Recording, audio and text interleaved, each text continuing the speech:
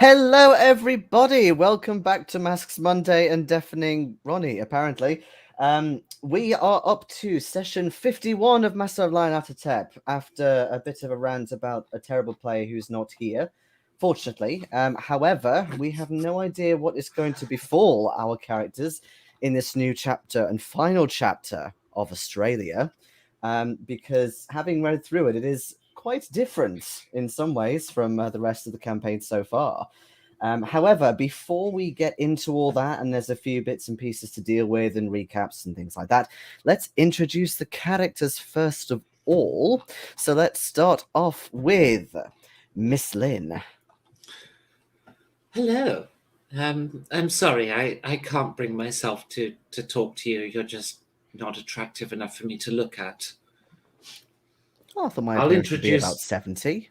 I was talking to the audience. Oh. I was being in character. You are indeed very hot, darling. Absolutely. Oh, thank you. We also have Mr. Liu. Yes, indeed. My name is Liu Zhao. I'm ugly as sin, so I can talk to you because I can relate to you, the audience, again.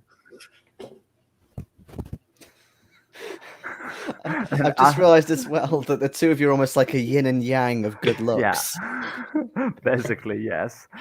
And I'm a former bounty hunter that apparently can't Who's live doing that? anymore. Sorry? Who's doing all the static? Is that you? Are you twiddling with something? No.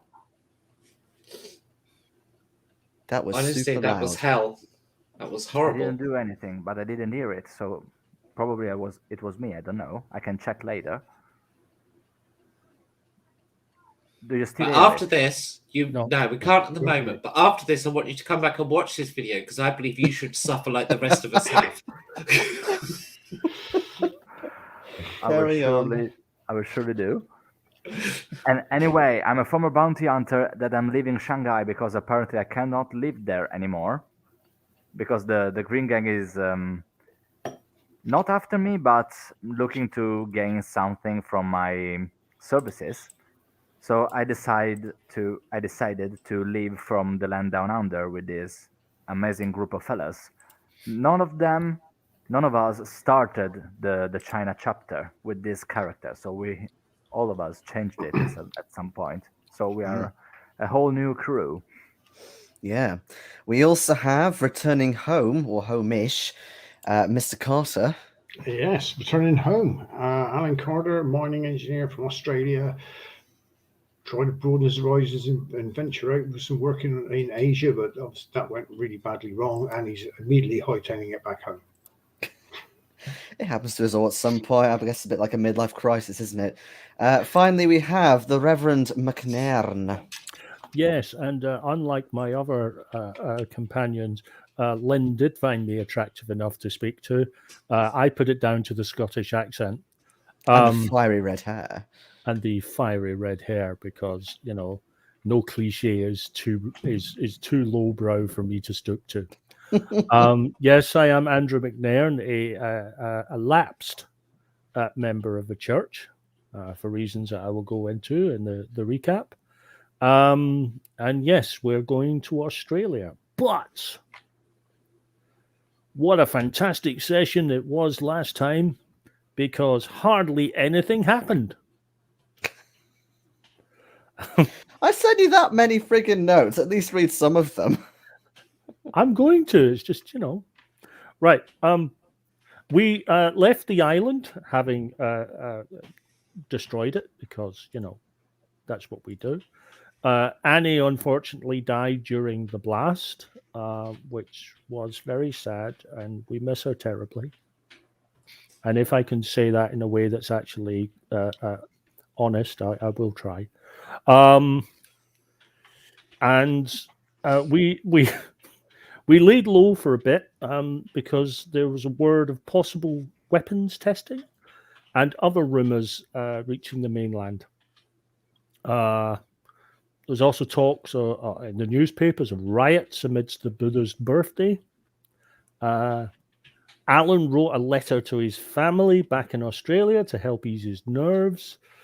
I tried to spend some time around, members of the church, but it's all went a bit pear-shaped for me. And having seen the horrors that I have seen, I have lost my faith.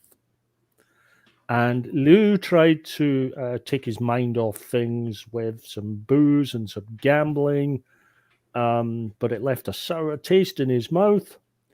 Obviously, he was drinking the wrong stuff and realized it was only a short-term solution. Then we got to meet Madam Lynn's daughter, Lin Fen, who, just wouldn't talk to Liu and Alan at all. Apparently, they're just not attractive enough. It's just not being Scottish. I'm sorry, guys, but it's true. Gesundheit. Exactly. And she helped with a translation of the Eye of Light and Darkness spell. And after a lot of debate, we realized that we had to cast one on Grey Dragon Island and another one somewhere in Australia, which we have a bejeweled map, which gives us some idea. We did some reading of the tomes found in Ho Fang's possession. Set up some logistics with Madam Lynn's staff to return to Grey Dragon Island and perform the spell. I led the chant, large procession of people giving blood to help with the chanting. No, I'm not going to use the joke I said the other day.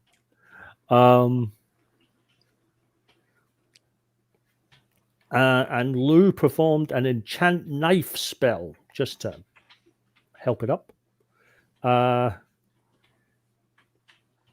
Alan kept the people going, and Lin Fen kept watch. After spotting some approaching ships on the horizon, Lin Fen took some of the men out with her to sea and proceeded to sink the ships. She's quite ruthless. Fortunately, the ritual was already ongoing. No interruptions ensued. We finished the spell. We returned to the mainland at dawn, washed our clothes. After realizing that radiation had tainted the island after the explosion.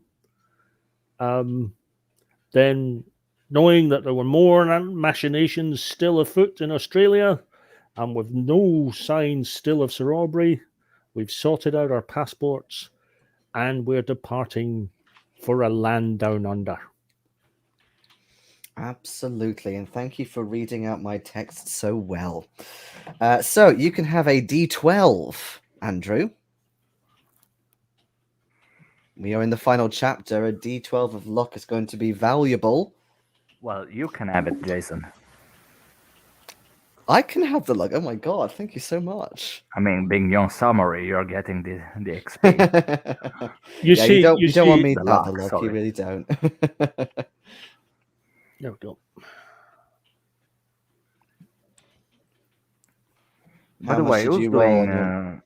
Sorry. I was going to say, how much did you roll on your brand new dice, Ronnie? I rolled an 8. Ooh, very nice. That will do for me. No, I was asking who's doing a recap next week. Is it me? I have No. forgotten the order. Thought I No. was after Ronnie. Is either Becky or Phil? Because I did the session before. I think it's Yeah. Matteo. Yeah. No, it's not Matteo. I can double check. Okay. Cheers. Okie dokie. So we're going to do a little bit of bits and pieces. Some of it involves during the travel, because obviously you did your improvement phase technically, or rather the mechanical parts of the improvement phase last time. But there's still a little bit that I want to do with possibly learning something. If you wish, I'll give you that opportunity, and also go through some handouts to help you jog your memory and things of what you do know about Australia, which compared to China, at least, is not actually too much. But still, you've got enough to go on. You've got a few leads. It's full of criminals. It's full of criminals. Hey, steady on. How very white of you. Okay, so Hey, we know it's full of criminals. We sent them there. We made a whole industry of it. you did actually, yes. And in revenge, they gave us neighbours and home and away, the bastards. Mm. And prisoner cell block H. I think the first thing on the agenda is I should tell you what my beer is because it's so appropriate. It's called The End Is Always Near. Given we're in the final chapter, I thought that would be perfect to get today.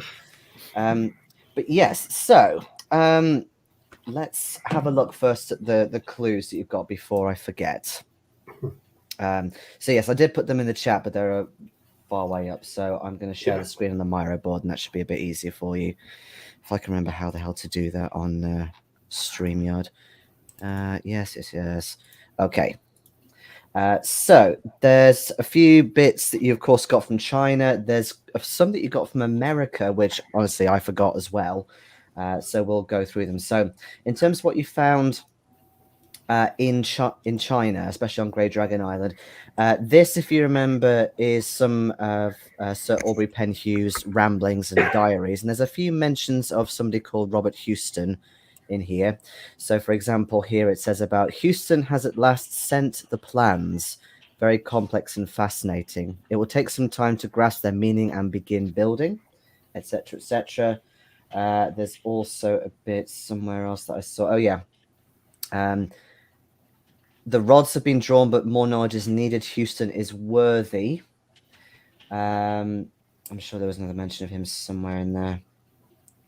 But yeah, essentially, there's some sort of big plan. So here we go. Some sort of big plans that Houston has been making. Yeah, here we go. So work on the missiles halted. Houston must open a deeper level, and that will take time. Our master's promised to aid him, etc., etc. So there's obviously something going on between what Houston's been doing in Australia versus what then Sir Aubrey would have been doing with your big bullet that you destroyed.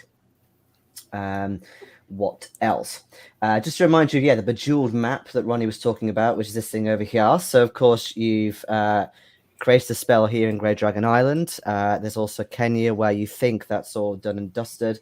And then there's the final one here, somewhere in the west of Australia, though you don't know exactly where that is. So you think that's going to be the final bit for the Eye of Light and Darkness spell. Amazon delivery going on there between Kenya and somewhere in the Pacific. Oh, what you mean this? Yeah. Oh, yeah. you never, as players, you never worked out what that actually meant. No. No. I mean, you said it was a smiley face to start with. Well, I'm seeing Amazon now. But... Clearly, that's an Amazon delivery arriving somewhere in the UK. Mm-hmm. At least that's what it is these days. But obviously, Alan hasn't seen that map, so I wouldn't know anything about it anyway. So, although we did kind of do a bit of leeway with a potential journal of the previous players last session. If there is a sketch of that, then I wonder if he knows of any geological fault that's on the seabed in that sort of. Oh, that's an interesting idea. Yeah, I can deal with that in a moment.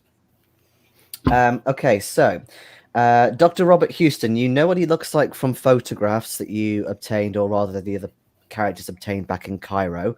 So you know what he looks like, but in terms of who he is, you know him or stuff about him the least from all of the Carlisle expedition. So in terms of what his role is, you don't really know. Again, apart from the fact that you know that he worked with Sir Aubrey back in Australia. Also, there was this telegram back in Grey Dragon Island saying that PV, which you assume is the Pale Viper, hit a snag, downing tools down under, will contact again once work resumes. Apologies. There was this kind of Cine's bulletin thing I gave you a while ago, but essentially it is just fluff, so don't worry too much about it. I just thought it'd be quite nice to tie that bit in with Cthulhu and things, but it's not necessarily relevant. Also, I think the most clues you got was regarding this little sticker of Randolph shipping. So you've got many, many references to this. Yeah. From all over your globe-trotting escapades. Also, not as a handout, but just as something you found, you've also found paperwork pertaining to mining equipment from Concudgery in Australia under the name Mortimer Wycroft. Oh, don't remember that one. Oh. I remember Phil did we- particularly. sorry. Remember that. No, I was going to say you remember that the most. You're like, oh yeah, mining. I'm on to mining. Haha. Yeah. Didn't we find some ledgers of shipments to Albury in his house in England? It was Gavigan's villa Gavigan, that we Gavigan, found. yes, You found some. You found some shipments from China to Henson Manufacturing, not to Gavigan's house specifically. It wasn't Houston, it was Henson. Okay. Yeah, Henson Manufacturing. That's right. Got mixed up there. Also, to jog your memories, you might remember this guy, Professor Cowles, who Winston spoke to by telephone in America about his lecture that think Elias supposedly. Jesus, that was a year ago. That was then some. Over a year ago, yes. Again, even I forgot, but yes. So you didn't actually meet him in person. You didn't get everything from here. No, but we did essentially read this out. That was one of the threads that we weren't able to follow up on for obvious reasons, because he was away. He'd done his lecture and he'd headed back to Australia by that point, if memory serves. Do we know not quite, whereabouts in Australia he is? Okay, so when you phoned him up, he was in Arkham because he was tied to, as on here, Miskatonic University in Arkham, so he would have been up there. You know that he has a home in Sydney. You know that he's going to be going back there at some point, but you don't know exactly when that is, whether it's the end of the semester or like a half year or something like that. So you don't know exactly. You also vaguely remember, just to help you, that he does have a daughter who was like trying to pull him away from the phone at the time, but you don't know who she is or what her name was, if I remember rightly. No. But in terms of this, feel free to give this a read at your leisure. I won't go through the whole thing now because it's a wall of text. But basically, the sort of few things you can get from this are, there's some sort of bat cult, which is linked to Aborigine lore, the cult of the sand bat. There's also basically these sort of clues about some expeditions that have happened going out into the desert and the bush. One of which is to do with this person called Arthur McWeir of Port Hedland. And Cowles basically recovered his diary before he died, which talked about various attacks on this party of Aborigines whilst they were on this expedition. Cowles never went on the expedition himself, but basically he got the info from this diary. What else? There's also stuff about how the cultists kind of carry out their deeds. So they have these clubs with horrible teeth embedded into them. They beat people to death with.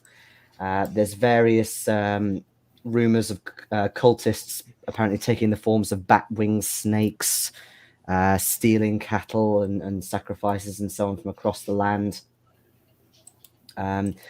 From what you know, again, as players, you don't have any evidence to suggest that Elias ever actually ever made it to Australia. I mean, you might find info whilst you're here, but not surprised he went everywhere else. Didn't have time to get to Australia. But yeah, so Cowles is located, or rather his home is in Sydney. Yes. Your main other leads are, again, Darwin, which you agreed you were going to go to first because it's up in the north. And then there's Concudgery, which is a bit further down south. What was the link to Concudgery? That was the paperwork that Ho Fung had about some mining equipment. from this Mortimer Wycroft fellow. Yeah, no, that was Darwin and Concudry. Concudry's getting even further away from Sydney than Darwin is, isn't it? Because Darwin's, because Darwin's at the top. Concudry was down the west coast, isn't it? And Sydney's right over on the southeast. Yes. So that's right. Yeah. Let me just share this map for you. Miles away from where this guy lives. Yeah. Give me a moment. Because basically, even though, of course, not all of you are locals to Australia, all of you know that it's a hell of a massive country. It's bigger than the US for starters, so you can't just simply cross over. You essentially have to go around, especially in the 1920s. So Darwin is right up here, which we're obviously going to do exposition in a moment. Up in the Northern Territory, Concudry, from what Alan knows, is somewhere a bit inland from around here somewhere. Yeah, Port Hedland was the place we were talking about, wasn't it? Which that's right. From where you're pointing your cursor there is very, very much in the same region as where that jewel is on that jewel map. It is, yeah, you're right. Sydney is all the way down here, so much closer to Alan's homeland of Brisbane. Well, not quite Brisbane, but yeah, in that sort of what's it called? Is it the Golden Beach or the Golden Coast? The Golden Coast, yeah. Or more inland, Lightning Ridge. Yeah, and then you've also got other main cities of Perth, Adelaide, Melbourne. I mean, they're not all like massive cities, but they're all fairly established by now in the 20s. They've all got universities, apparently, for one thing.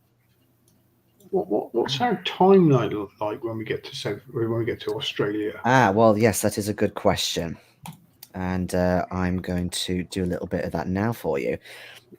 Although I would need to open up the calendar, that would help a bit. I can't remember if I actually plotted this in advance. I basically did some prep like a month ago, and then we didn't come back to this for a bit. It's going to take a long time to get to Sydney and back, isn't it? Yes, that's the only problem. That's the major problem. We're going to have to. I mean, Darwin obviously first, because we're it's just silly to not do Darwin first. But then we're going to have to decide: do we hit the West Coast? Which, if I'm right, we could end up hitting exactly where we want to hit without all the information we need. Yeah. Or do we go to Sydney and then back again? But as Phil rightly points out, that's a massive travel, because we don't dare travel overland, which means we're looking at ships both ways. No. You can maybe travel a little bit overland, but it will normally involve either vehicles or railroad, and you'd need things like supplies and stuff. Because I know there's a north-south road was opened between Darwin and down towards south. But Alice Springs, but it's still only more. It's only more than a dirt road at the. I mean, I don't think there's much east-west, is it? That's go traveling the coast. No, there isn't. No. So we're going to have to. Faces. Yes. So let's establish what time you actually arrive. So, essentially, you have been taking a ship done by the P&O line, basically from Shanghai all the way down to Darwin via Japan. So it's not as long as other transitional phases, I suppose, but it takes a couple of days to set off again from Japan. What was it? So, let's have a count. 1, 2, 4, 5, 6, 7, 8, 9,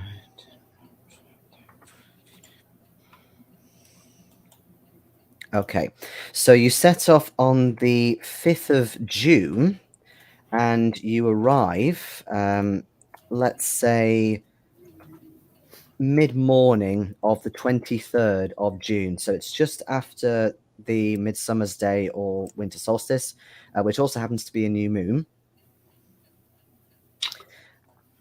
And when you get there, in case you didn't know, even though like stereotypically Australia is very much desert, it's hot and what have you, Darwin is in the Northern Territory. It's colloquially known as I believe up top or top end. Top end, yeah, top end, and they have a much more kind of tropical climate. Having said that, because it is actually winter over there at the moment, it is the dry season. Which is by far the nicest time of the year. In terms of temperatures, it's still pretty hot. So essentially the days range from about 21 degrees to early 30s. So similar to the wet season, but much lower humidity, of course. And locals know it as the dry season when the dragonflies come out. So at night time, there's lots of these lovely dragonflies coming out, or dusk, shall we say, on the water. Given the size of the shitty things we've seen recently, I'm okay with dragonflies. Oh yeah, as in more of an ambient sort of thing. Something small and manageable. Yeah. But before you disembark the boat, let's give you the opportunity to do some either learning new skills or increasing any existing skill on your boat ride. So again, just to remind you how this works, and feel free to describe a little bit of what you were doing. You can increase 2 existing skills through a successful power roll, or you can learn a new skill, again, through a successful power roll. So let's start with Liu, to put you on the spot. Okay, well, I'm going to do the power roll first. Yeah. Oh, wait, no, I'm not. Sorry, he's Liu, I'm Lynn. Got it. I have, however, just extremed my power roll, so I'll keep Okay, 2 seconds. I'd rather improve my English skill and maybe, I don't know, locksmith, something else, I don't know. Okay. Let's see. Tell me how you would have gone about that. No, I failed badly, so no can do. No can do, okay. So I mean, locksmith on a regulated boat is quite difficult to practice. There are some English people who you try and converse with, but quite a lot of them are kind of prospectors, so you can't really talk to them about many things they're particularly interested in. So no, you don't really learn that much. Lynn, let's put you out of your misery since you got that extreme. Yeah, I haven't chosen what I'm going to learn yet. Okay. I'm choosing. Okay. What about Alan? Maybe if I hang around the mechanics on the ship and maybe improve my mechanical repair. That's a good idea. Okay. And maybe do a bit of readings if I can maybe learn something about Western Australia. Concentrate most on Eastern. Okay. Yeah, fair enough. Okay. I mean, the knowledge from Western Australia, what I'll do, roll 2 power rolls for me. If you succeed on your kind of reading, then I'll let you have like a bonus die, for example, for any no rolls about that area. Okay, so 48, which is a pass. Power is 50, and 52, so 65. Yes, that's pass on both. Okay, so just make a note that you can have a bonus die for any no rolls about Western Australia. Okay. So I'll give that to you. With your mechanical repair, you spot a few guys who they basically specialize in they specialize in cars and also the railroad along the West Coast, and they're more than happy to talk to you night and day about such things. So you get 1d10. Sorry, is this improving and existing? You said yes, it's an existing. Okay, so you get a 1d4. 1d4 to that. Although, actually, did you want to try and increase another existing skill? Because you can get 2. Or if not, I'll let you roll it twice. Oh, okay. What do you think I could improve? No, I'll go with that one twice, I think. Fair enough. For D4, yeah. Yeah, 2d4s. That's a 1 and a 2. 3. Oof. Okay. Ouch. They use quite a lot of colloquialisms, and they tend to concentrate more on the railroad side of things. So you have to kind of translate that in your head, Okay. you know, with cars and things like that, which is probably more prudent to you. But yeah, you learn a little bit. You learn a little A bit bit of helps. know-how, a few shortcuts. Yeah, exactly. Mhm. Lynn, you look ready. I've chosen, yes, indeed. So I'm going to spend a lot of time on the bow of the ship, holding various stupid poses and practicing my breathing. And if anyone pays any interest into this, I will take great delight in beating them up. I am learning or practicing my kung fu, which is at 90. Ooh. Oh, 90. It's already at 90. Yeah. Oh, but you've improved it. Ah, okay. You get some extra power, I Oh, believe. Because you've obtained such a high level of discipline in that skill. Let's see. Is it a just call D10? me Is it sensei. yes. Hmm. Nice, Sensei. Da, da. Mm.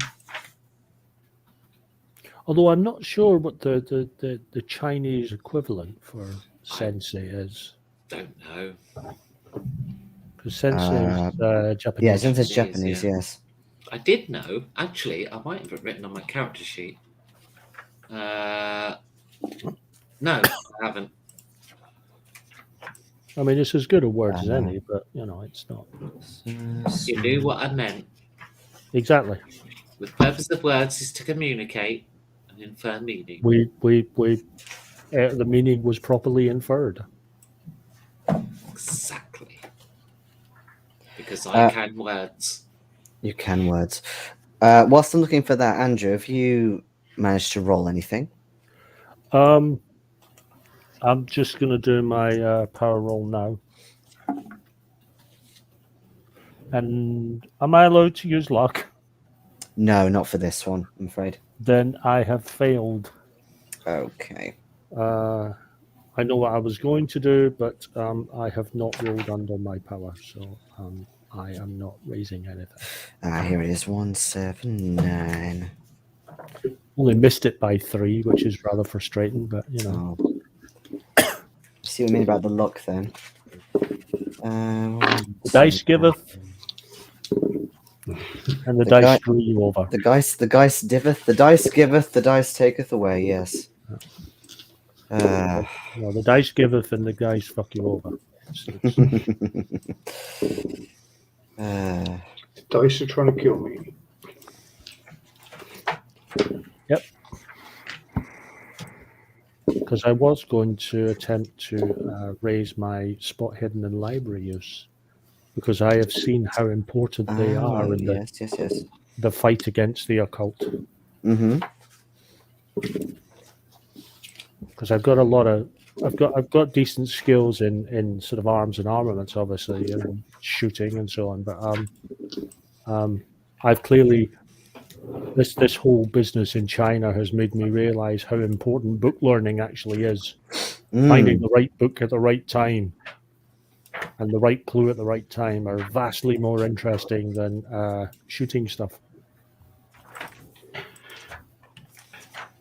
I think the knacker is actually not reading the right book at the right time. There is that. Oh, god damn, this book is so hard to just find one thing in here. Because I thought it was a D10. It does say that it's a D10 for, you know, improving it in other senses, but I'm sure it could be something like 2D6. Let me have a look.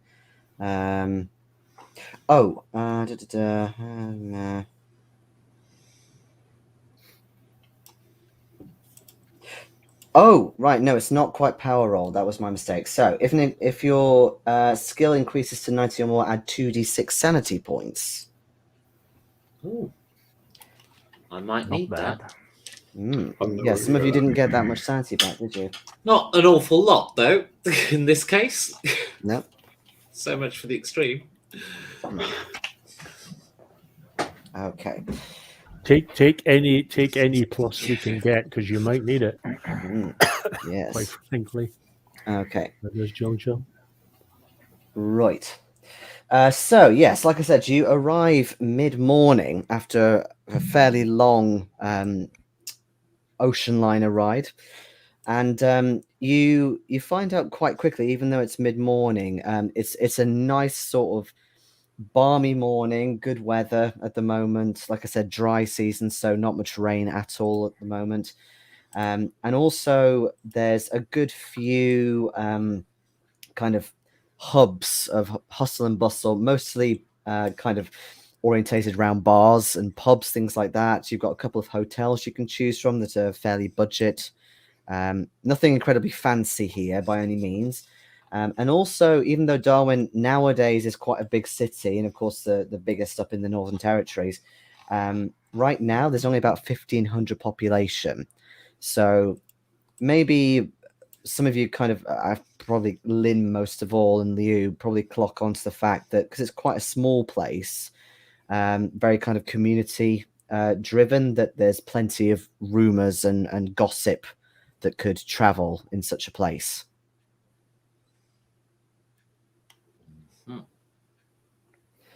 Whilst you're here as well, depending on how long you want to stay here, because I know you were talking about, maybe going south to various places, I will allow an opportunity to do any self-help with one of your traits, if you wish.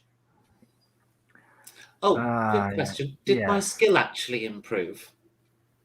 Yes, it did. I'm so sorry. Again, because you were just increasing your kung fu, which you've already got, you can do 2 skills per journey. So do you want to do 2d4, or do you want to improve on another skill? I'll do 2d4 into kung fu, but it's over 90, so is it still d4? Oh, that's a good point. I don't really know what happens when it gets past the 90.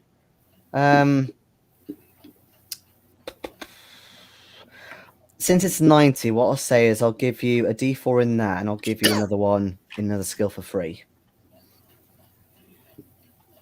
In effect, two in different skills. Yeah. Okay. I rolled 2 on both, so there we go.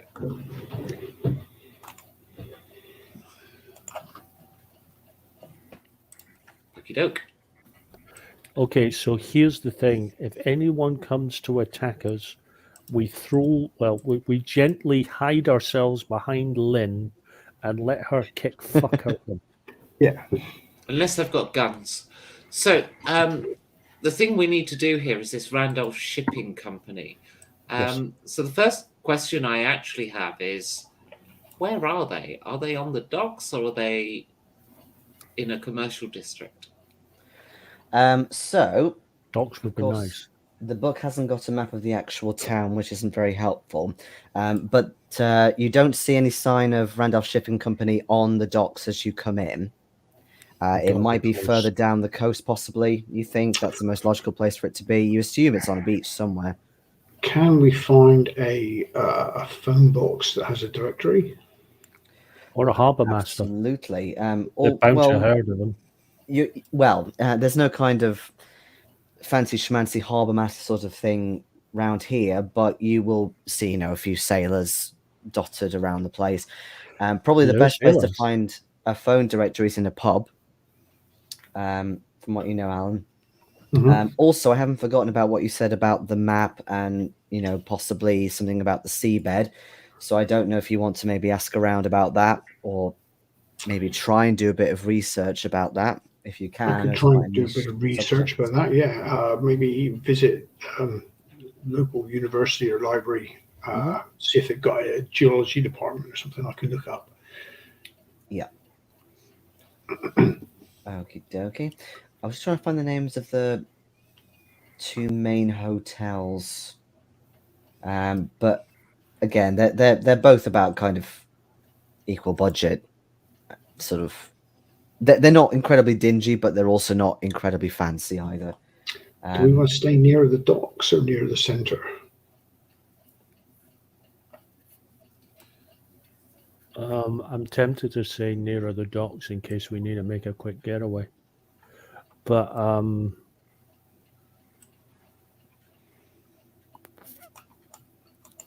it's up to you guys. I think we're going to have to go cheap. We don't have the advantage of being able to just pay for anywhere now. I'm sorry. No. Oh, sorry. Yes, sorry. I forgot. You're now the finances. Yes, I mean, I'm not wealthy, but looking at the state of this place, I think I can more than afford whatever it considers to be good. It's hardly civilization, though, is it? Let's not shout that out quite so loudly. Let's keep that on the down. That's a good point, actually. Lynn and Liu, could both of you make me luck rolls, please, as you pass through customs? Oh, for fuck's sake. Mine is super low now. What would I have on my D10? Yeah, 100 years later, Australia. Of course, I fucking fails. If it was possible to extreme, that would be an extreme. So I flirt for a while with the customs officer. Okay. So basically, what happens is, Lynn and Liu, you are eyed up quite quickly. And you also realize it's basically because you're not white. You think that there may be some sort of hierarchy here, even in Australia, in terms of Asian people, maybe even black people and so on. So both of you are approached in order to get your firearms confiscated. And Liu's, unfortunately, yours is. It's taken off you fairly briskly. Lynn, however, because you're fluttering your eyelashes, you're showing that you've got money and things like that. You happen to get quite a weak-willed custom officer, to come to you. So he does, on a kind of a gesture of goodwill, let's say, he lets you in. I don't without actually any problems. have a firearm. Well, I mean, he doesn't actually check you, but he assumes that you would have something on you. Nope. Completely legit. No, we've registered Lynn as a lethal weapon. I haven't learned my lesson from all the previous games of Cthulhu I played, where a gun is always essential. That's really true. Excuse me. Okay. So are you, I mean, obviously, apart from the problem of the missing gun, are you planning to check into a hotel or do a few things first? Check in first.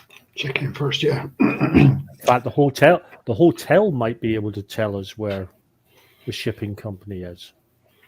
Indeed, concierge. Yeah. I assume you're not so far from civilization here that there are actually concierges. Well, if there's no concierge, there's bound to be a front desk. There's a front desk, yeah. Do we want to be asking? We don't want to be asking too many people where the Randolph shipping is, or do we just in case word gets around? I would have thought. Well, that's why we ask one person. Just arrived, heard about this place. Where is it? Okay. Keep it simple. I agree. We can't go asking half a dozen people, because if it gets to the wrong, the only advantage we have right now is the fact that the cultists have no idea we four are arriving here with this intent. Mm. Right? Because we, as Giorgio rightly says, we're four brand new people coming in here. That is our only advantage, and we've got to keep that advantage for as long as possible. So the two main hotels you find are the Victoria Hotel and the Darwin Hotel. You said you wanted to be nearer the docks, right? Yeah. The Darwin Hotel is closest to the docks, but the Victoria Hotel, you hear is maybe a little bit nicer. Well, I think we can sacrifice safety for some comforts. We'll be going to the Victoria Darwin then. Okay. So you query the front desk then after you checked in. So he says to you, well, yes, there's many warehouses along here. Randolph, I think it's near the Outback Inn. It's not too far from here. A bit further south down the coast. Your audio went I'm hearing you very, super bad, very mate. weird Yeah. there. Okay. Oh, I think this must be And a it's fine. streamy. Yeah, thing. it's You can fine. never get It's it on anything fine. else. It's fine now. But the minute you kind of turned your head away, it suddenly went nothing. Okay. I should Yeah, warn I you as thought well. that My was Australian me accent's again. going to be terrible. okay. So he says, yeah. So there's a lot of warehouses along here, but Randolph, yeah, it's a bit further south here. It's about 5 minutes away from the Outback Inn. The Outback Inn. Sounds like an interesting place. Oh yeah, I know, right? Aptly named. We have very, I suppose, creative names for our establishments. And you can give us directions. Yeah, he's happy to give you directions. Yeah. Oh, we could drop our bags off then and scout that one out, I think. That's fine. Yeah, let's get the bags in the room, and then we'll yeah. What time of day is it? It's mid-morning when you came in. Okay, yeah, more than enough time to go scout it. Yeah, it'd be interesting to see if we can see the Randolph warehouse from the pub. That way we can sort of sit there and keep an eye on it and make it look like we're casual. Aye, I can see the pub from here. Indeed. Okie dokie. Anything else you want to do? Because you were saying about possibly researching, but is this kind of the main priority still at the moment? I think get this done first, perhaps. For It's me. our one Yeah. lead. We gotta check it out first, and then see what else can. Okay, no worries. So, okay, you make your way to the Outback Inn. It's quiet in here this time of the day, but there's still a few regulars in here. It's got that kind of, when you got the sun coming through the windows and it's all that sort of dust sprinkled in the air sort of look. It takes your eyes a couple of seconds to adjust to the darkness in here. But you see a man who's busy kind of checking the lines. Lager seems to be the main beverage of choice here, as Alan probably knows. Yeah. Again, it is still hot here, even though it's winter. So he asks, "Oh, you're new off the boat, I guess. What can I get you?" Yeah, 4 beers, please, mate. Ah, good. Not at all a problem, sir. And yeah, he grabs bottles out of the fridge, which are a bit cooler than on the line. So so he gets them open. There you go.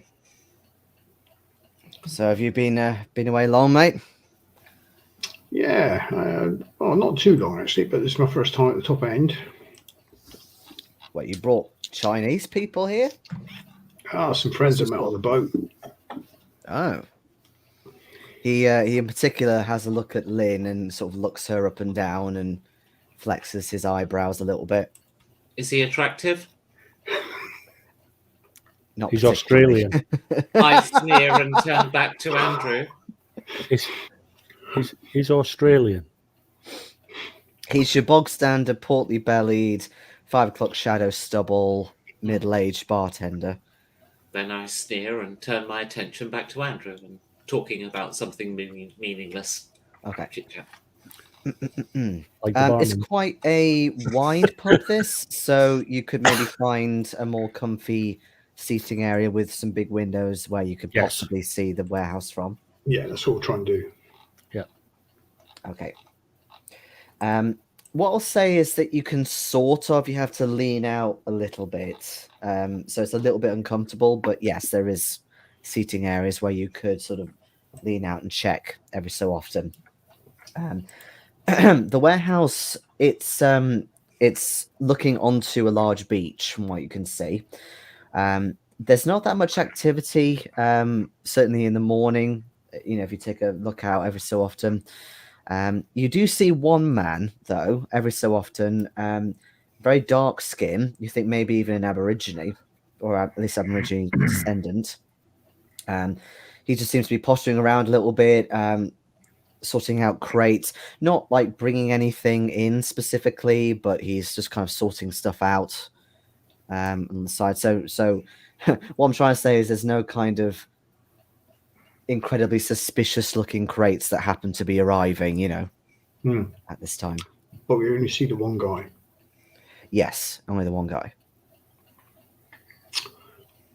Okay, either this is a very small operation, or they don't do their best work in the day. Are there any cars parked outside? Any cars? I'm going to say no. No, there isn't. Actually, even though whilst none of your characters were actually at Ho Fong's warehouse, from what Lin and Liu know, this is a bit of a smaller affair. It's a bit more kind of dingy. It's not nearly as grand in size or stature as Ho Fong's place. So, yeah, much more low profile. Yeah, I've got a feeling. Well, it's a smaller, less relevant country. I don't suppose they'll be doing as much here. That's subtlety we love you for. Mm-hmm.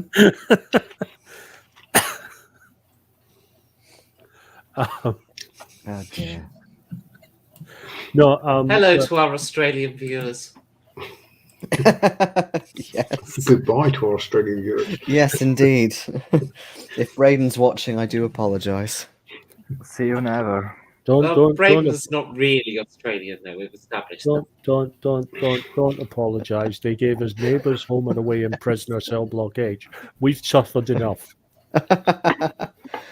Again, there's no sort of Kylie Minogue minges or anything like that going to happen. Oh no, I wasn't thinking about. I'm just talking about neighbours, home and away, and prisoner cell block H. Okay.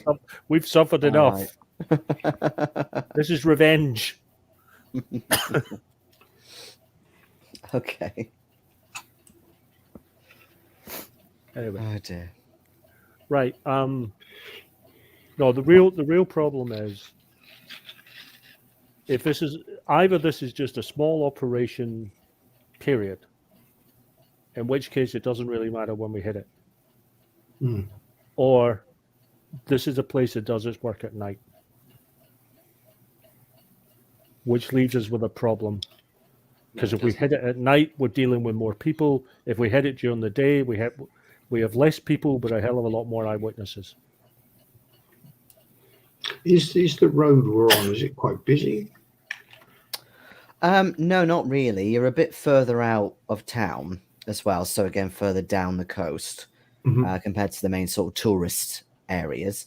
The only people who really come in here are locals. There's no kind of rich tourists who come down this neck of the woods. In terms of the traffic, there's maybe a little bit that's going into the town, but it's not like a regular thoroughfare sort of deal.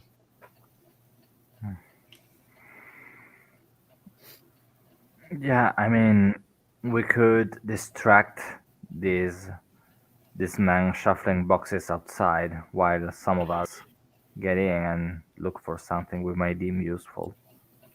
Yeah, we could break the news to them as if we are cultists about what happened at Dragon Island. What if the guy's not cultist, though? He could be just a worker, not really know what's going on.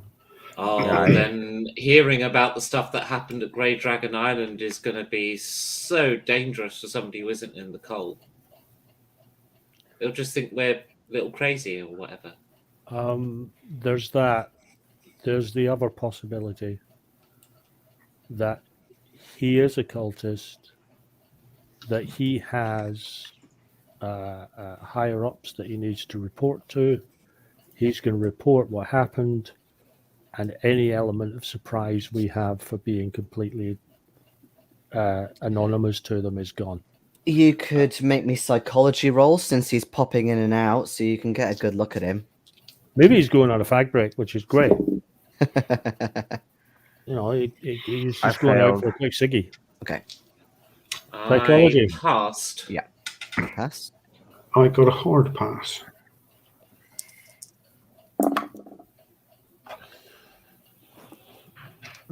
Let's move on.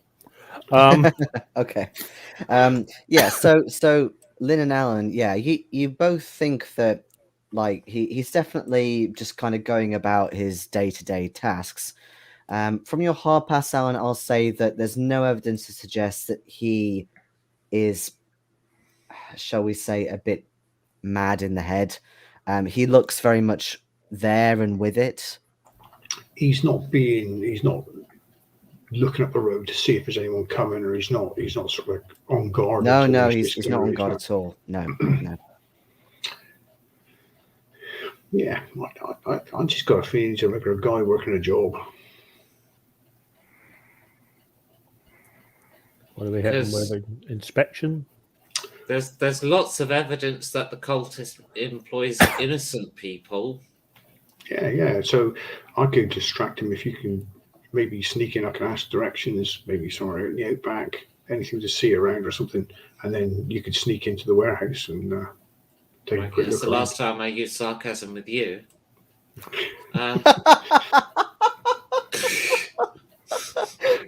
It's the accent. I don't get it. Now, that was sarcasm. Yes. Indeed. What's how close are the buildings around this warehouse? It's fairly close, so there's maybe like little tiny snippets in between, so they're not absolutely packed together, but there's plenty of buildings around. But again, where the warehouse is, it's, you think, on the beach. There's nothing behind it. Yeah, no, I'm only asking because if we're going to do the sneak thing, there has to be buildings for us to hide around so we can actually sneak. Yeah. Or it's going to look a bit silly. I need my dice, and they're in here.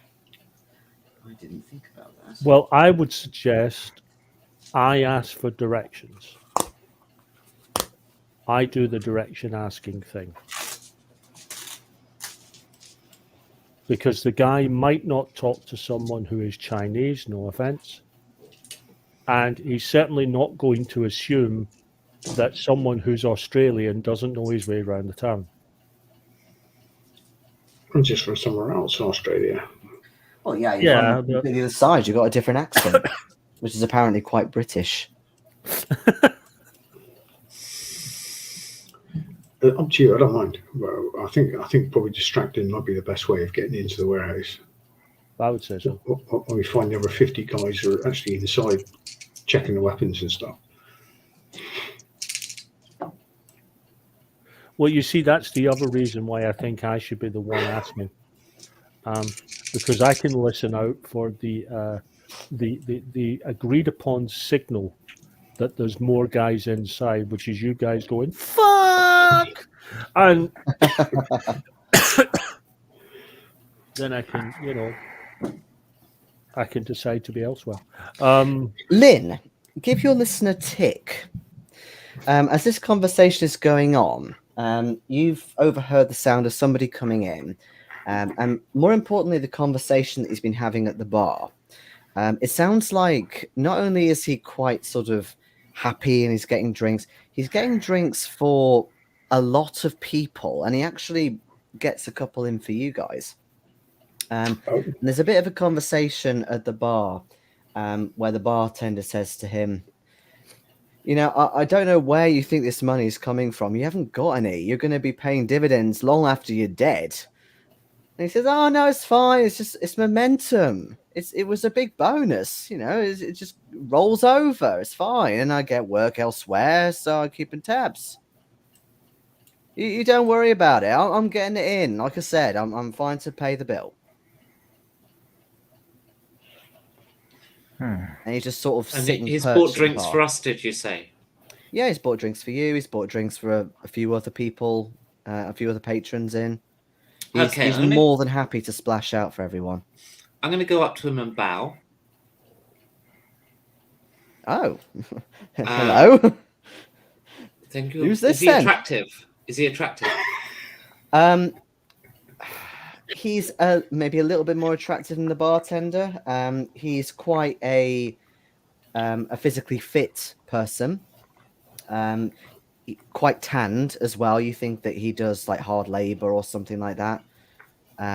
But his hair's messy. He doesn't really keep himself very clean or well presented. It's so not good body, bad face. Right. Yeah. So at least I don't feel the compulsion to hurl whilst talking to him, though, which would ruin everything I'm about to try and accomplish.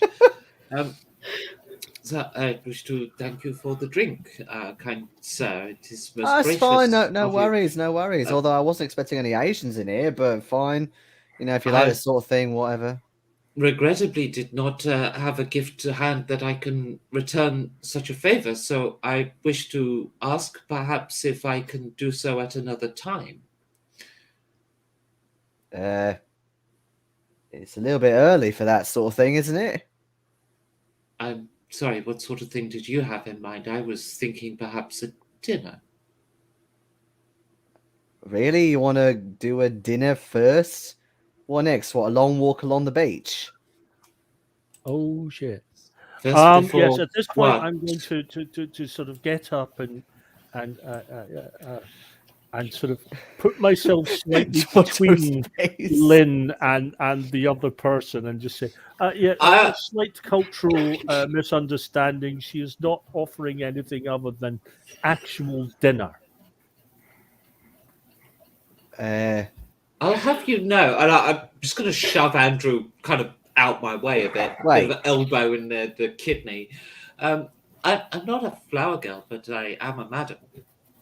But my girls are in Shanghai. Your girls? What? We have boys too. Your accent's Scottish, right? And he's just kind of trying to find something that he can at least talk about. I mean, I was going to say, you're not tanned at all, so you must be from up there. My accent is definitely Scottish. I can be fairly certain of that. Do you know this woman? Is she trying to hit on me or what? No, I'm simply... Yes, I know this woman. Thanking you for the gift and offering one. No, she is not hitting on you. And see, if you continue this line of conversation, she might very well hit you. Not something you're going to enjoy, believe me. I think we're all a bit confused here. No, I just came in for a drink. I saw there were a few people here. I was extending my generosity. Well, Miss Fen comes from a culture where one's gift must be reciprocated. If one gives a gift, one gets a gift in return. She was merely stating whether you wished dinner by way of a thank you for your thoughtful gift. Oh. Well, why don't you say so? Although by the sounds of it, you must be a butler or something. You're so eloquent with your language. Yeah, if you're happy to pay for dinner for me, then yeah, great. I'll certainly take that up on yes. Yeah, thank you, Miss Lynn. Anyway, I will take these drinks and thank you most assuredly. I'm going to take these drinks to my friends now. You see the bartender just roll his eyes back into his head and try and look like he's doing something else. Is this the guy from the warehouse? No. This guy is you've not seen him before. He's white. you think that his accent is you don't know if it's Darwin, but it's definitely kind of west. It's not, Brisbane or anything along there at all. So you think at least he's fairly local. Again, he's definitely got that look of, he's hard labor, possibly even a miner. You could give me a spot hidden, actually, if you like. Okay. Just to see if he's got any characteristics that would indicate that. I failed that, but I will spend 2 to pass. Okay. Yeah, you can see actually from his fingers, they definitely look dirty. So either he's a miner or possibly he does more kind of building sorts of stuff. So yeah, definitely into that industry. Okay. I don't know if I want to go to the bar and mess up what's going on even further at the moment. I think I've managed to salvage the situation. Shall we say 6 o'clock then tonight? Very well. I'm afraid I do not know the restaurants of this town. I've only just arrived today.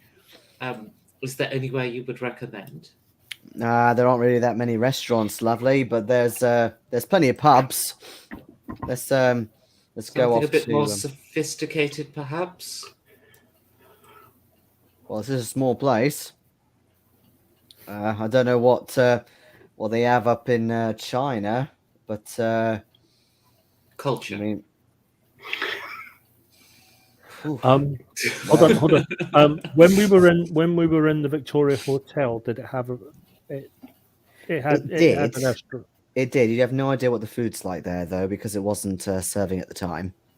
Yes, but it's an upper. It's considered an upper establishment with regards to the town. Upper-ish, yeah. I did it grading on a curve. Yeah, it's probably better than the rest. It's probably Okay. better than anywhere else. yeah. That is a good suggestion, Andrew. We shall perhaps meet there. Yeah, sure. Fine by me. It's a bit prancy for me, but yeah. If you want your culture,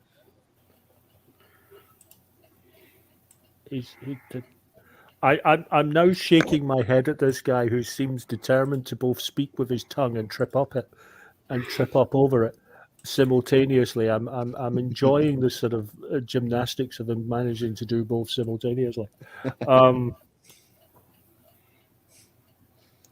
Whilst this is going on, Liu, are you doing anything at the moment? No, I'm just keeping an eye on the general area to see if somebody maybe is eavesdropping or if somebody else may be worth of our attention, and just always. Okay. I cannot speak tonight. I'm sorry. Just give a general look at the warehouse to see if something else is happening in the meantime. Okay.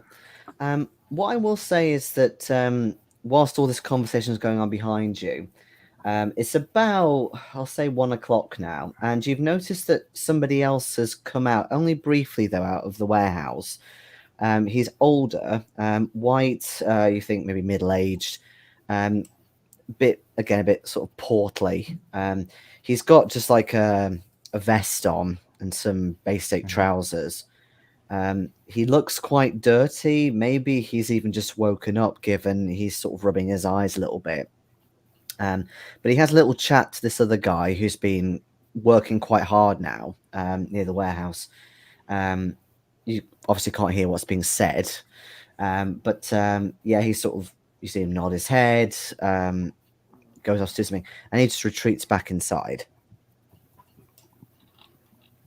Mm-hmm.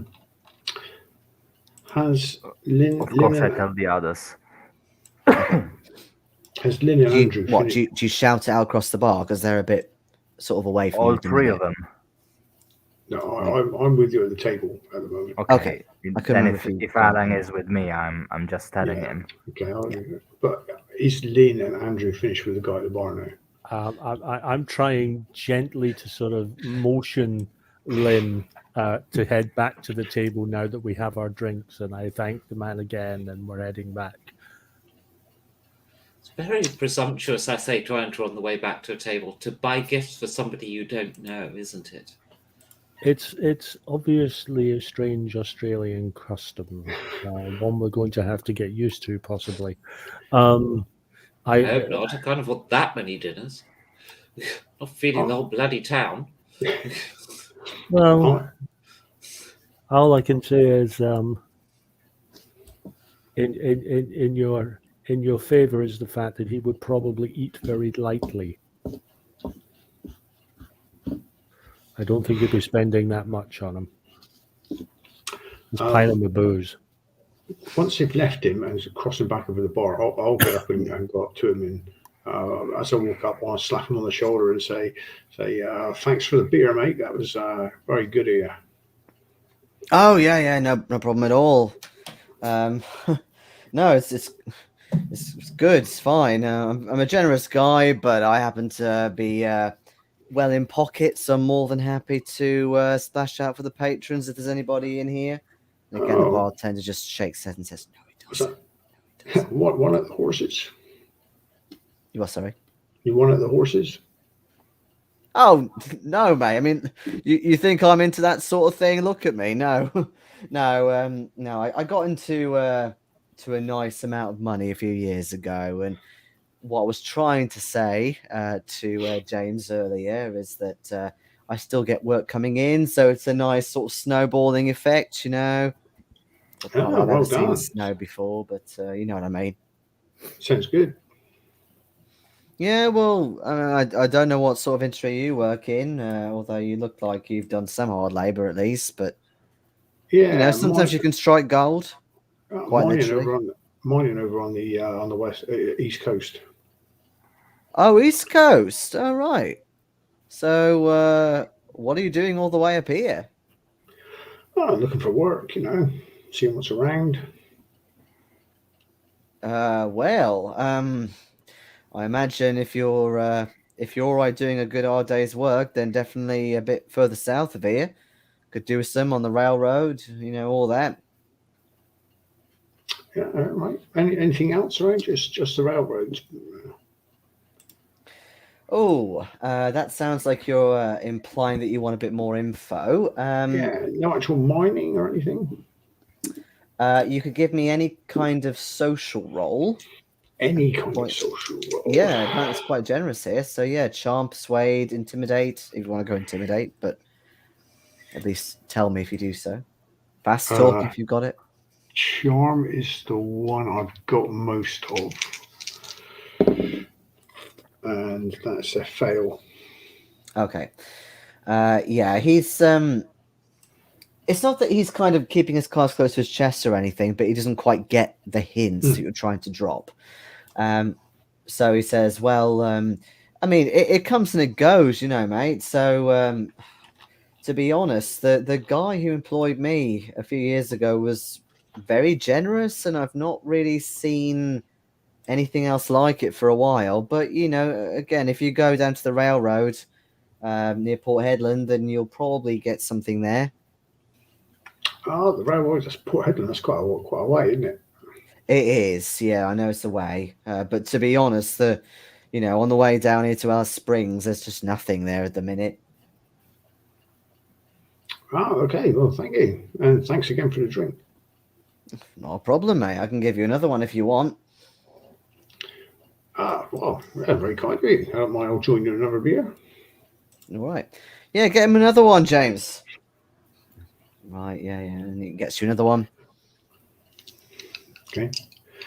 I'll chat to him for a bit longer, and then I'll maybe wander back to the others. Mm-hmm. Okay. Let me do a quick roll. Okay. So, even though he's not had that many to drink, he's drinking them quite quickly, and it's going to his head a little bit. So he does disclose another couple of rumors to you. Okay. So let me just quickly find them again. So he basically starts talking to you about some local tales. In that he says that he starts talking about Aborigines in particular, And whether you're into it or not, he just kind of rambles on at one point, and he says, well, there's Aborigines, just outside of town. They may be inhibiting work a little bit for us whites, but at the same time, I've heard of tales from a place called the Great Sandy Desert. There are these Aborigines who worship a bat god or some weird shit like that. Quite a nasty one, and I've heard from a few people that corpses have been found in the area, but also not near Darwin, but a bit more out towards the coast, if you know what I mean. From what I've heard, all the victims were diseased, and they were covered with literally hundreds of tiny puncture wounds. How weird is that? Yeah, that is strange. Never knew the end of it. You are sorry? It says that it fell on a porcupine. Yeah. Have you been out there recently, mate? There's obviously more than porcupines out there, but no, this is something else, I think, or so people say. Absolutely, it's consistent with the writings of that doctor. What was his name? Professor Anthony Cowles. He talked of the religion where this is happening, an ancient Aboriginal religion.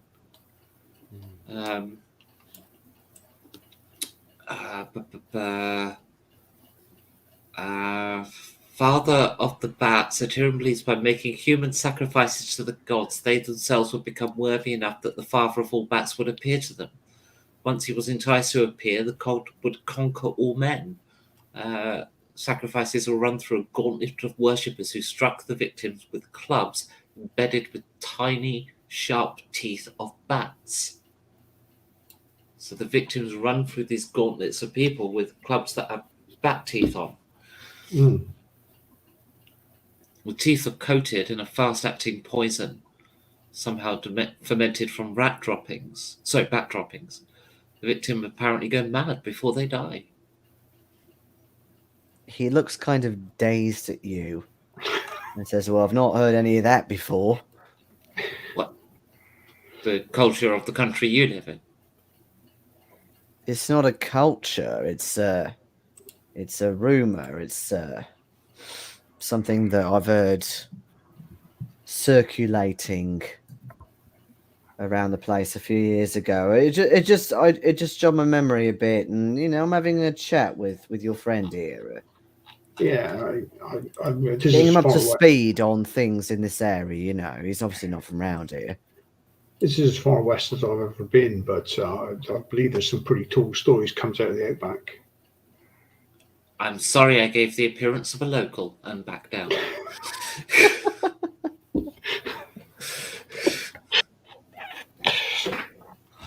Okay, so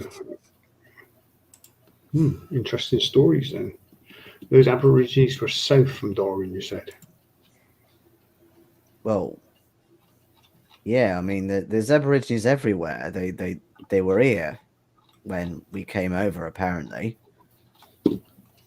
Whereabouts were these bodies found, though, with this rumour you speak of?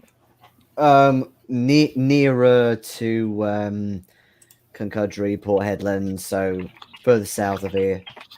Nowhere near Darwin specifically, but there were a few people who, did work down there, and we came back here to get our pay, and we've stayed here since, really. So it's been pretty nice ever since.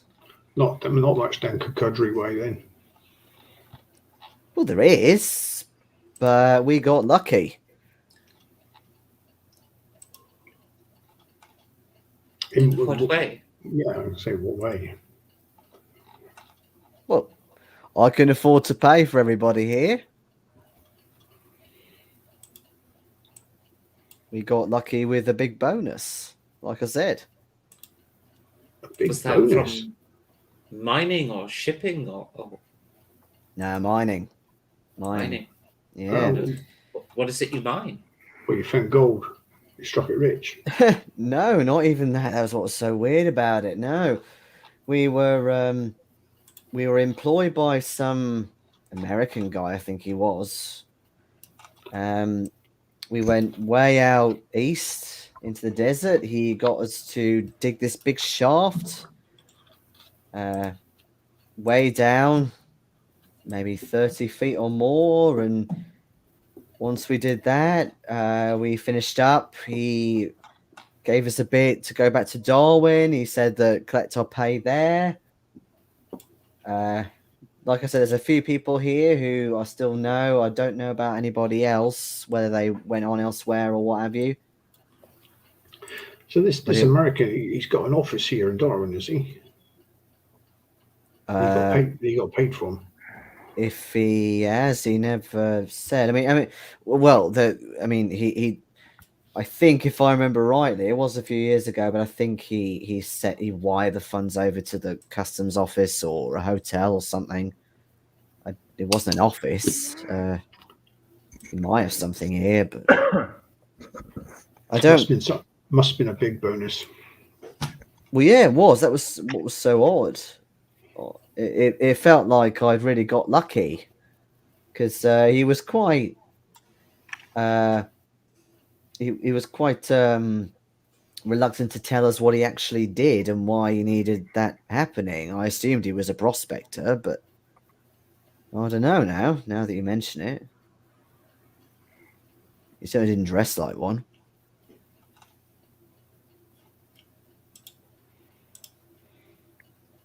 Exactly where was this hole you dug? Oh, well, way out in the Grey Sandy Desert. Grey Sandy Desert, is that specific? No, the Great Sandy Desert. That's most of Australia. It's not most of Australia. It's it's a big chunk of the west part, though. Right. So, like, how did he know where to dig? Did he have like a longitude, latitude, or was it random digging until he found something? I suppose so, but he never gave us any, location or map. We just had to go with him. He gave us, vehicles and things to follow, and we did a good long trek out there, a good few days. He must have known roughly where he was going then. Well, yeah, exactly. He must have known.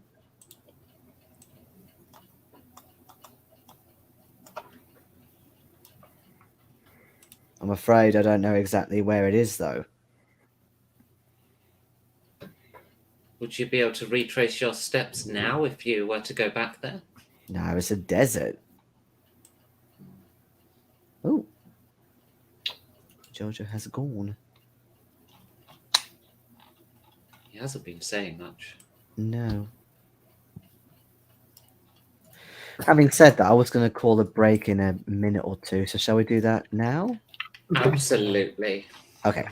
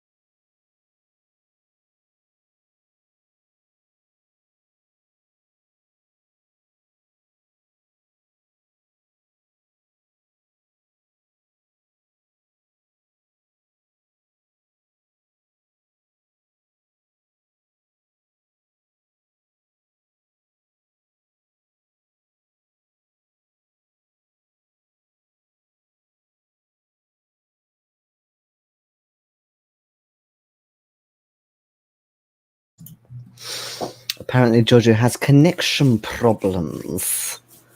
And he's Okay, just trying to fix them. okay, well, we can wait a little bit. Yeah.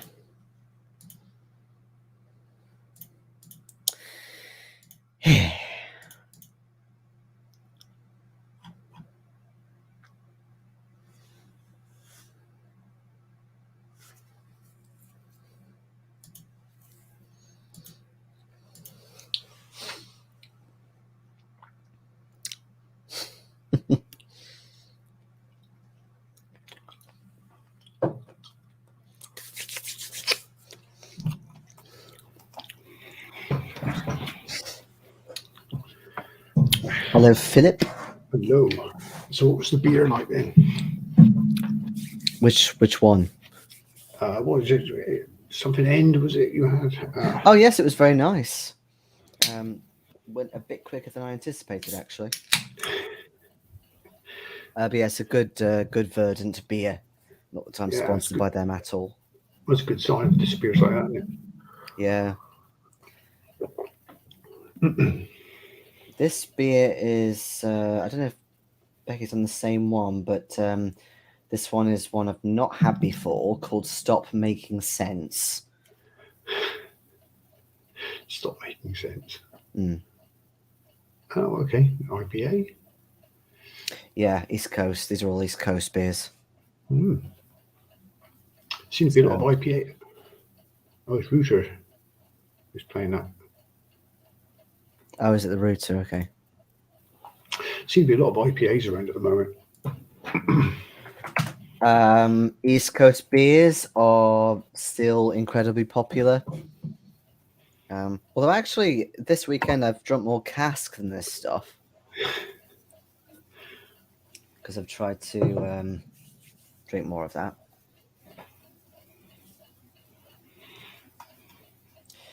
Not that I want to bore our audience with my drinking habits. Beer knowledge. I will, however, do it on my birthday, so be warned.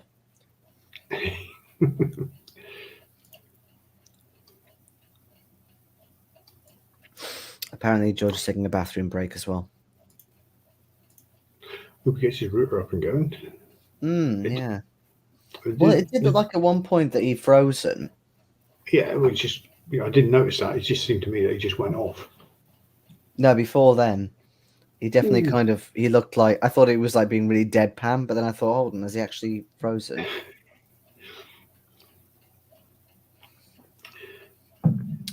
Hello. Hello.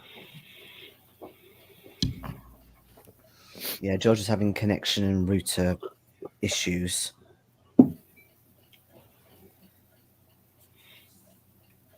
Do you want to wait a few minutes? He did say that we can carry on, but I'm just...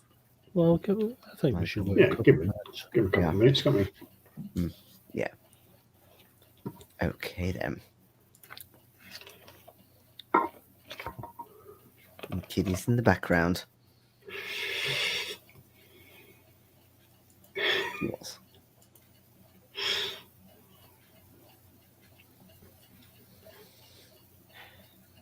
What's that smelling like? It looks nice. Very fruity, like the other one. Yeah. Good.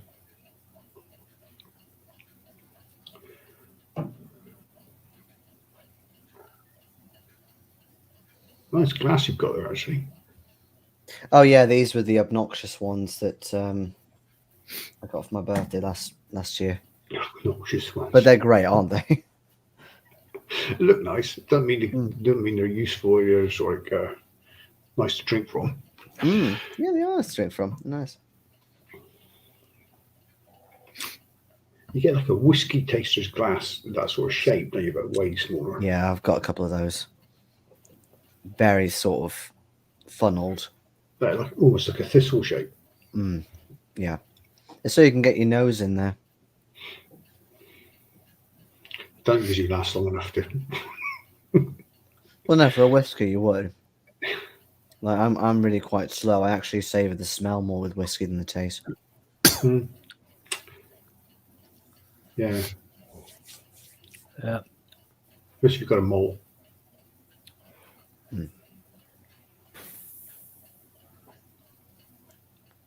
I'm sorry, Ryan. This is probably very boring for you. No. It's just it is a conversation to which I can offer absolutely nothing.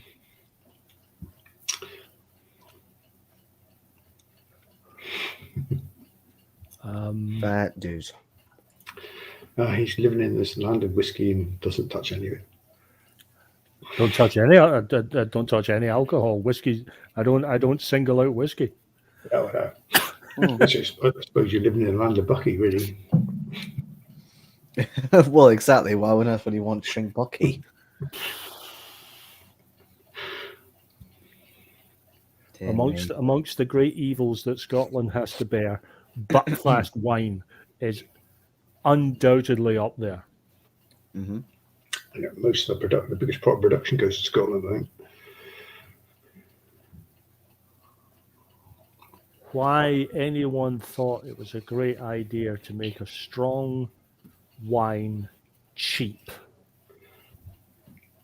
and thought it wouldn't be a hit, they should have seen it coming a mile off. Well, it's like Tennant Super and all those really strong lagers. They just don't taste nice, though. No, disgusting. Yeah.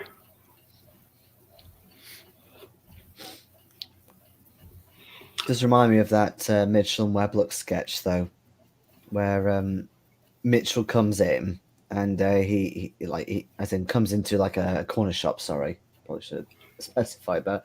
And he starts like getting a few little bits, like a newspaper and a couple of bits of food and things. And he goes to the counter where Webb is and says, "Do you know, I am awfully thirsty, very thirsty. I'm going to have a look in this fridge and see if I can get something to drink. Yes. Oh, yes, I think I'll get one of these lager beers.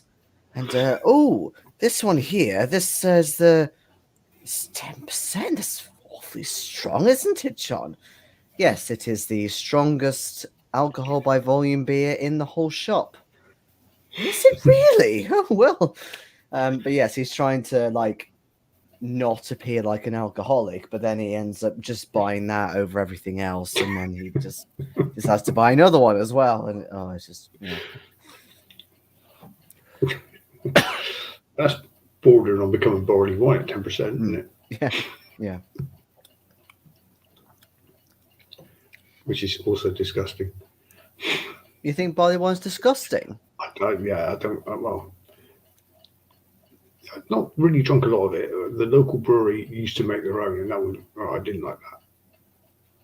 Oh. I've only ever had one barley wine, and it was really nice. Yeah, this one wasn't great, I don't think. Okay. Used to sell it in those little third bottles. Used to get like baby shine. No.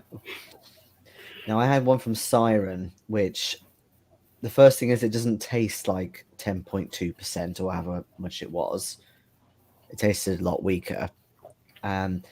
It was nice. It just tasted very kind of cozy, wintry, not quite creamy like a stout, but had a bit more bite than a porter. Yeah, I think the brewery one was more of like 13, 14%. It was pretty vicious stuff. Okay.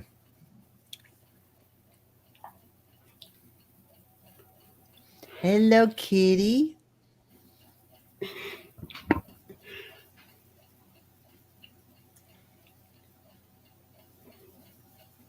Oh, cutie. We got a picture of Ronnie.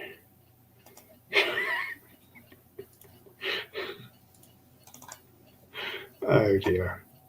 Oh. Hooray, I've just found a plumber who works around the clock. And the pipe is going around the clock, literally, for those who can't see it.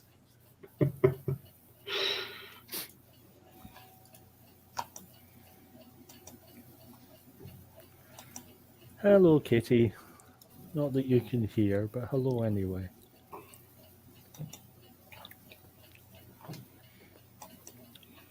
You're muted, babe. I'm talking to the cat. Apparently the kitty's been a bit down since I've been away. But not anymore.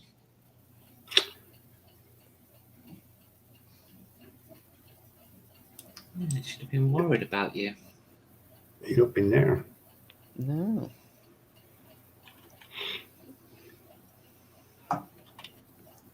Although I imagine it being more like she doesn't miss me, but it's like, but he's there. Why is he not there? Yes, you didn't gain permission to go before. Yeah, exactly. Exactly. If you're going shopping Black Friday, be a decent human being and turn your phone horizontal before recording any fights.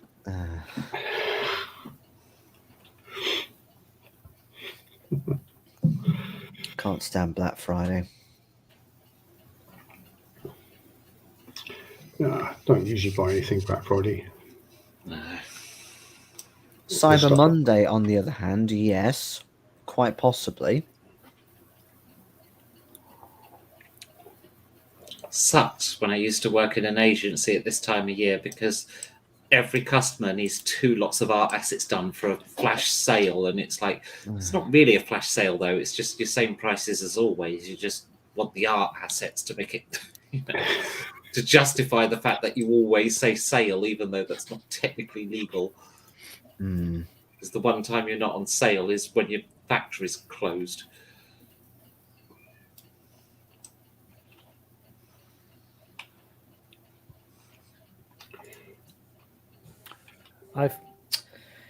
He's calling assistance. Oh, that sounds good. Yeah. Does that mean he's not going to come back tonight? It's possible. Sounding like Yeah.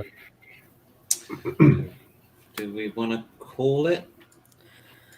What we can do, there was basically just kind of the end of the conversation, and then I knew that you were going to, shall we say, raid the warehouse at some point like you normally do, but yeah, we can obviously do that until next time.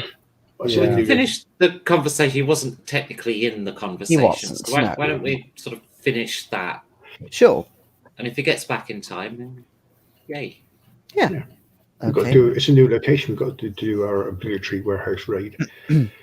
Yes, the obligatory warehouse raid.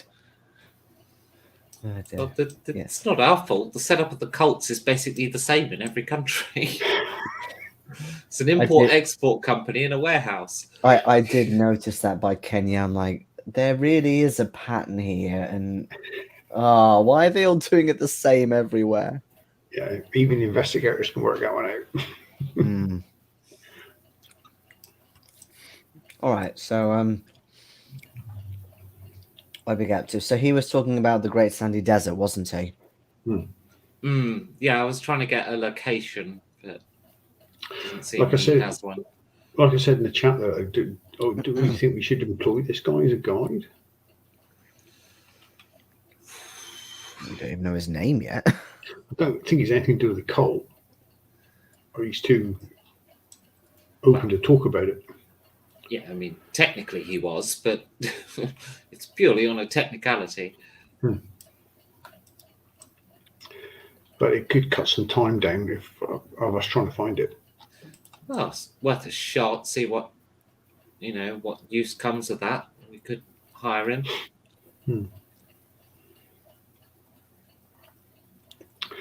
Well, when we finish our drinks, I'll buy him this next one. Okay. Oh, very nice of you. That's all right. You bought us a couple. Least I can do. I didn't think of that. I went for a whole dinner.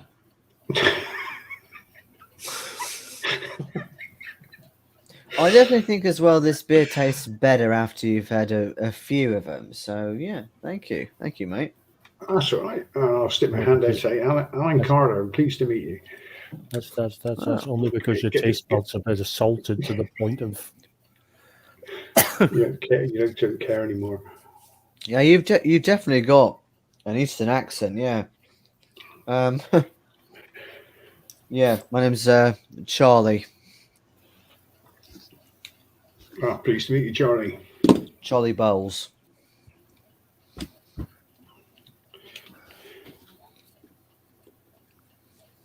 Yeah, I mean, I don't know.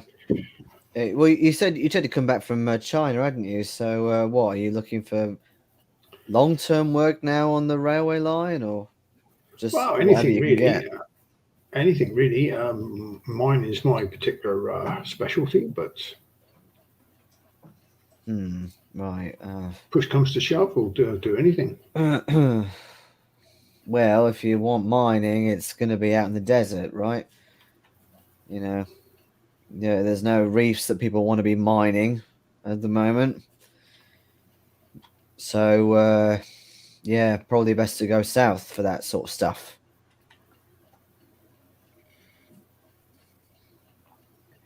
Yeah, try Port Hedland, because Port Hedland's quite busy at the moment. You know, lots Okay. of people coming and going in there. Thanks very much. All right. Yeah, toast on some beef jerky.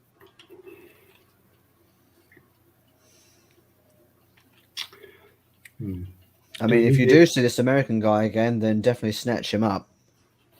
Okay, do you remember what his name was? Carver, I think it was. Yeah, John Carver.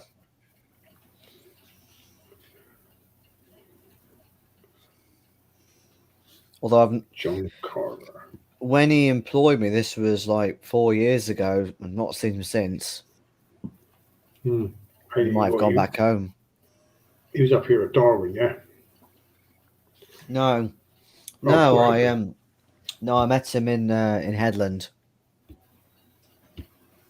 but he I don't really know why. Actually, now I think about it, it doesn't really make any sense. But he when he gave us the money, he said, "Oh yeah, you'll get the rest back in Darwin." Did seem a bit out of the way at the time, but we just finished. We were tired. It seemed like a nice place to go for a few days kip. Ooh, Gesundheit. Ooh. There's an earthquake going on in Scotland.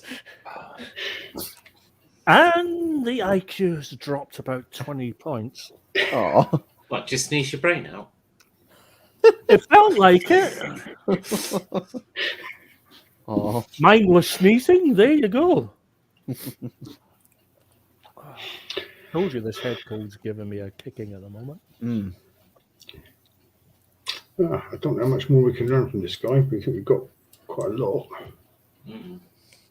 But we do know where he is, because obviously the barman knows him here, so we can find him again. What do you do for work now? Sam, was it? Charlie. Well, all your names sound the same to me, so. Well, they're not. I do a little bit of car work at the moment.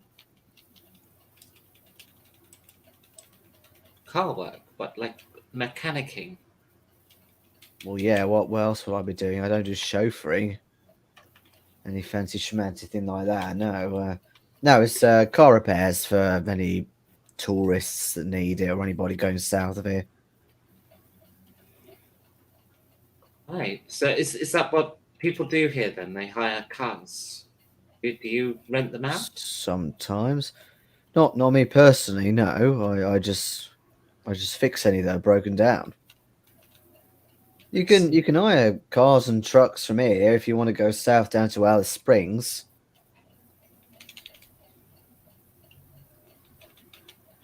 I see. What about out into the desert? What would be needed for that? Ooh.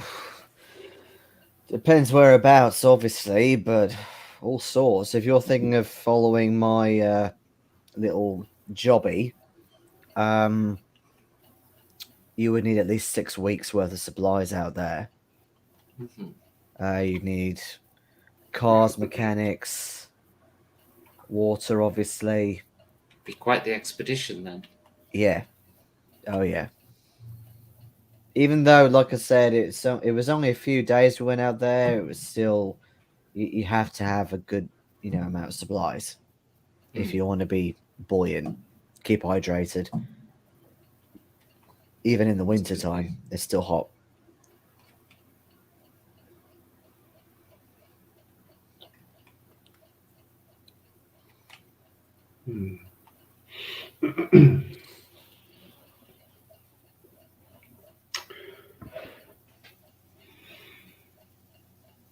What do you want to do then? Do we want to leave this guy for now and come back to him, or do we want to offer him a job now? It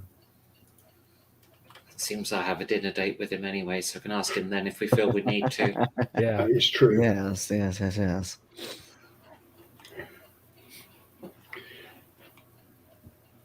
You could have got away with a bottle of beer.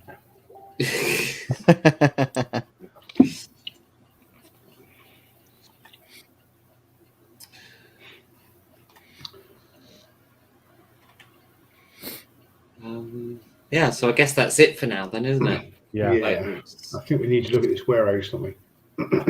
Well, you can ask him if he knows anything about it, but I've been avoiding doing that. Yeah, I don't know if he does. Well, he might just know as a local. Giorgio's out by the look of it. Sorry, I missed Yeah, that. Giorgio's just messaged us. Apparently, it's a provider issue, Oh right. and he's frustrated by that, so he's calling it a night. So I know, it's like how do you survive in the modern world without internet? Like, you can take me electricity and my central. Wait, don't take me central heating, please. But like, I'd notice the internet more. I have to say, it's like it's my basis for being. What would I do? You have to go in the office. No. Well, I have to say, the new internet we got is stable as hell. It's like we're not getting it's any a of the lot better. issues. Yeah, all the issues we have with Virgin are just gone. Oh, good. Because it was giving you quite a lot of trouble, wasn't it? Really. It was a bit of a pain to live stream. You never knew if you were going to make it through or not. Especially during Com Plus, it was always a worry. Yeah. Oh, yeah. But it was getting to the stage where you weren't making it through one session without something happening. Yeah. Okay. Well, shall we call it there then? yeah, I guess so. And then yes, we'll carry on. Presumably, you want to raid Randolph shipping at some point, but obviously with Mr. Liu on board. Yeah. Yes. I don't know about I think raid, it has.